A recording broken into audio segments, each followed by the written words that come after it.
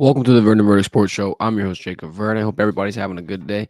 Today, we're going to come talk a little bit about spring ball, talk about the top performers I've seen from this camp so far, some of the things we're still waiting to see, wide receiver outlook, and are those rotations going to be something that you need to get used to? Obviously, Selection Sunday yesterday, LSU Women's Basketball will host the March Madness tournament, and the baseball teams completing their SEC sweep, first one since 2019. It's a hell of a long time. You know what happened in 2019, but we ain't gonna be there. And Derek Stingley just signed a hell of a deal, back to Brinks truck, all the way up to the crib. Highest paid DB, you got the highest paid non-QB coming from NFLSU, and obviously, if you want to know where the highest paid QB came from as well, it's the same three-letter destination. We'll break down NFLSU and all their big-time athletes making big-time deals. If you got any questions, keep it in the chat. We'll get to it throughout the stream as usual. Hit the thumbs up, hit the subscribe button. Help support us. Let's talk spring ball. I've been there a couple of days. I'd say 3 practices so far, and I've gotten a pretty good gist of what we have to offer, at least from our roster standpoint, our depth chart standpoint, and how LSU has been kind of letting these new transfers ease into the mix. The first one that I want to point out is Verdin Brown. If there's any name, any newcomer, any player that you have to circle to learn, to remember, to memorize, so next season when he's making plays, you don't have to wonder who it is, it'll be 6. It'll be Verdin Brown.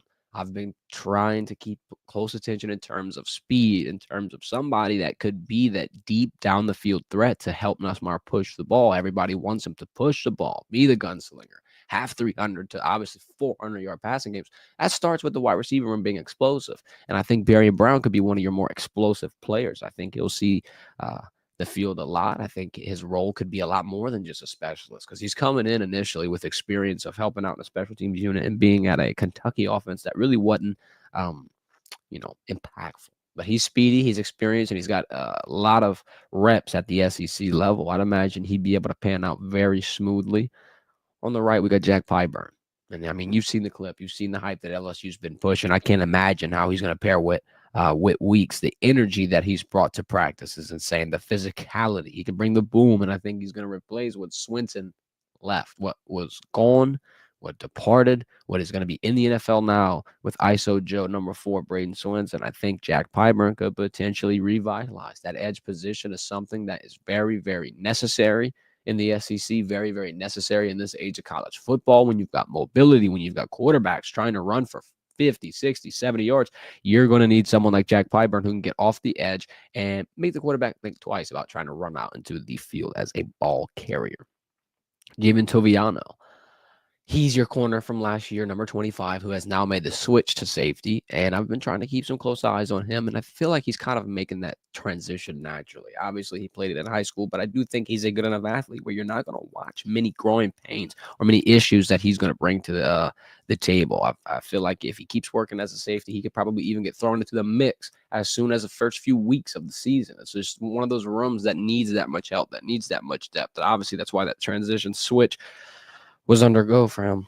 Solomon Thomas, that's another name that I'm very impressed with this season. Or, just being a freshman, not expecting much from him, not having much of a previous thing to go off of. I think he's really physical. He's obviously not the cleanest. You're young. You're going to be a diamond in the rough. You're going to have some blemishes. You're going to have some things that Brad Davis is going to have to iron out. But all in all, it looks like another freshman masterclass. It looks like another one of those recruits that he pulled in that's going to be able to be one of the biggest assets, if you will, for LSU's offense. That offensive line spot, it would be a question mark just because of how many pieces you lost. You have 5 starters, 4 of them are now going to be playing on Sundays, and now you're back to the drawing board.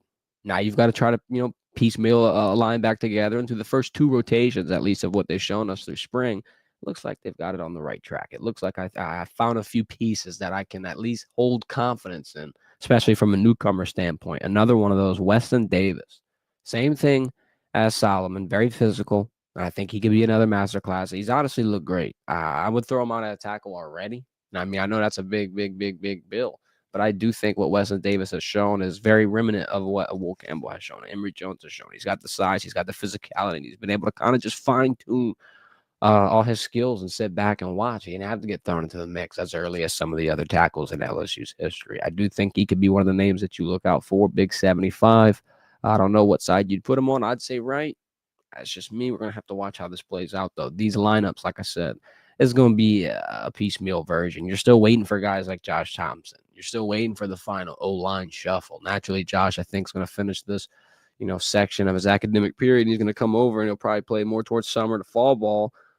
So that spring portion right now feels like a litmus test, feels like a test to just get your young guys uh, next to the people they'll potentially be playing with, potentially some substitutions going on. I don't think, though, that you're looking at your bona fide starters. Not when you're missing all these linebackers. Not when you don't have Harold Perkins, Whit Weeks, Josh Thompson. Not when the wide receiver room, their three, main guys out there, Xavier Thomas, Aaron Anderson, Chris Hilton. There's just absolutely no way that that's the final wide receiver rotation. And it's not taking anything away from those guys, all talented guys. I'm just saying that combination is where it confuses me, right? They're just probably trying to find out who's developing the best chemistry, especially with Garrett Nussmeier, especially with each other, who's in the moment ready to take it over. And I feel like those three names we named, Zay, Aaron, and Chris, those are the, consistent producers last year. Those are the guys that are returning and that have an expectation set for them. That's probably why they're thrown out there in the first group, because I feel like vertical threats still have to emerge out of the wide receiver room. You've only got two cats that are listed as a wide receiver. Obviously, Trez Green is a tight end, but he'll be lined out wide. He's 6'7". He's got all that height, all that vertical, ability everybody loves. But as of a wide receiver and their height, you got two guys over 6'3". You got Kylan Billiot at 6'3", and you've got Nick Anderson at 6'4". Other than that, your other options are guys like Destin Hill, Chris Hilton, all floating around that 6'1" range. Now, look, speed kills. I get it.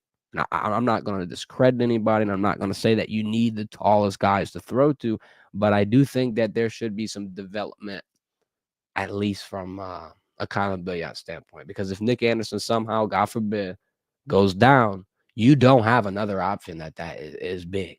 You don't have another option, obviously, that is a 6'3" stature or higher. Naturally, you do have Trez Green, but I just don't know how far you're really going to be able to lean on that.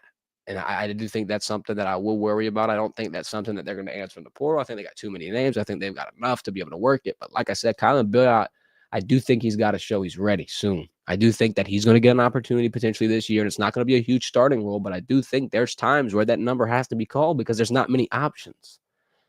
Now, naturally, I mean, they could surprise you and come out with the most creative package known to man, and Trez Green's getting 8 catches a game. There's a real possibility for that. And I imagine in the SEC or the really big playoff contention type games is when they'll roll that out. But I mean, shit, if you're playing a smaller school and you've got an opportunity to go up 2-3 possessions, that's when you throw these kids out there, because I do think that there is a possibility where LSU does need to call a Kylan Billiot's name. And I do think that there's a possibility where he could be ready, but you're going to have to put him in a situation to continue to cut his teeth and continue to show his potential. I mean, naturally, you don't really see wide receivers at LSU enter the mix that early, that often, but with the situation at hand, you don't got that many tall guys. I think you should start working. We got Devin Johnson in the chat asking about the starting corners. It's hard to tell. I would say Mansour Delane and Jakeem got a pretty good shot. Obviously, Ashton Stamps, though, had a big year last year. They're working two other DBs or corners as well that I think are pretty talented. Obviously, DJ Pickett's one of them. PJ Woodland is another. If I had to sit here and guess and put a duo out here, if I was Corey Raymond and my final decision is locked, I'd go Jakeem and Mansour. Looks like your most talented. Mansour, obviously, I feel like is really quick, really speedy. You're going to have to continue to see him translate at this level. Jakeem's already been at this level, and he's made some big plays so far in spring, number 8. It'll be interesting to continue to watch. I think all of these rotations, all of these lineups are going to be TBD, to be determined. This is not finalized. This is not finished. This is nowhere near done. But to go back to the wide receiver section, I do think Aaron Anderson and Berrien Brown will be great. If I had to pick two wide receivers that are going to have breakout seasons, huge years, big, stat totals, it'll be those two. Not trying to say that smaller guys can't get active. What I'm saying is, though, that you do handcuff yourself a little bit if you don't have that size ability. You do put yourself in a predicament.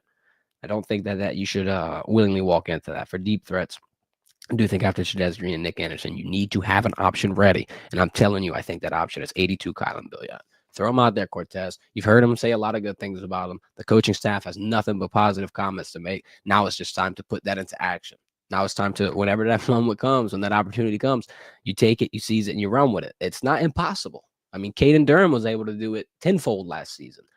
Sometimes injuries happen. Sometimes, the John Emerys of the world and all these different things an injury pops up and a name has to be called, and sometimes that name will be a younger guy who was just preparing and ready for the moment if it potentially came. I think this could be another one of those situations. I don't know. I mean, naturally, you don't want an injury to happen, but I do think you have to start preparing for this side of it.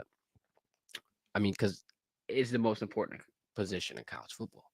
You can't have a successful offense if you don't have good wide receivers. You can't have a Garrett Nussmeier Heisman season if you don't have enough vertical threats to get the ball down the field. You do have cats. You do have guys. A lot of them think are going to be similar builds, similar situations. Let's talk March Madness. Let's talk tourney. Selection Sunday was yesterday. How do I feel about it? I've kind of been, I'm not going to say negative, but I feel like I've been worried, at least for LSU women's basketball, because it's been a rough few months. I mean, we can put the injuries aside and just focus on the performances, focus on the turnovers, focus on the last minute upsets, blowing double-digit leads. There's been a lot of things to worry about. Now I think you got one more thing. You got the fourth straight year hosting a tournament, so credit to that. Credit to that. You got the number 3 seed again. But the matchups that you have, I think, are going to be very interesting, naturally. They're going to face number 14 San Diego State on Saturday. Then they're going to play the winner of Florida State and George Mason. Florida State is the number 4 seed in this Spokane section of the tournament that LSU's in. It's kind of what we expected them to roll into. That Florida State game, I think, is going to be a little tough. I think you do legitimately have a possibility where LSU women's basketball might not make it out of the second round, might not make it out of Baton Rouge. And I'm not trying to pump the horns, and I'm not trying to say that's what I'm predicting. I do think this is one of the tougher tournament bidding and sections that you're going to have, especially because number 1 is UCLA, number 2 is NC State, number 4 is Baylor. I mean, yeah, you defeated NC State in that Bahamas tournament at the beginning of the season, and you beat UCLA last year, but that's last year, and that's at the beginning of the season. I'm not going to be too happy about or just too confident over those type of things. Teams completely have changed. And quite frankly, your team has changed. The top 2 stars on your team have changed in the sense where Flaugier and Anissa last night were wearing a boot. And I don't know if they're 100%. I don't know if they're going to be, their exact versions of themselves when they return to the court. But all I'm saying is that's it's one of those issues that you're going to have to kind of tape your expectations because of. If you're rolling into March Madness and you've got 2 of your best stars, really 2 of the best stars in the game, banged up, not 100%, you've got to rely on depth chart that really hadn't been able to produce if those 2 aren't scoring 20 plus, then I think you're going to be in a similar situation to what you've been in the last few months. I'd love to see LSU women's basketball win, go all the way to the Final Four, host another one of these bad boys. Not going to lie. But with the path that you have been presented last year, we were talking about how tough it was and how you've got to run damn near every team out of the mix. This year, I think it's a similar situation, and I really don't think you're as deep.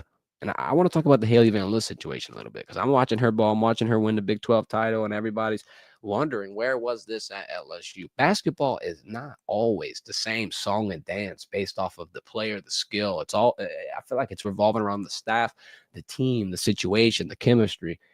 Maybe Haley Van Lith just wasn't in a situation where she could play with a bunch of other ball dominant players and still have that successful ability. I mean, you see it at the NBA all the time. You see them pair Kyrie Irving, Kevin Durant, and James Harden together, and everybody automatically assumes it's an NBA championship.